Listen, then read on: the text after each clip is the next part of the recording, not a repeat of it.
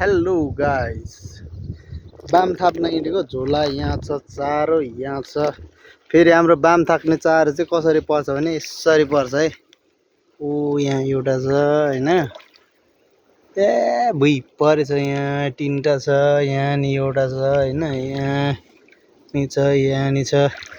यसरी पार्ने हो के, यसरी लटरम्मै पारेर हैन, झ्याप्प बाम बसी थाप्ने। ऊ त्यहाँ पल्लो छेउमा पनि एउटा छ। यसरी पारेर, यस ब्रो, हाम्रो दाइहरू चाहिँ यता छ भतिज ढुङ्गा तार्दैछ हैन। यसरी चाहिँ र बामको चारो पर्छ हैन।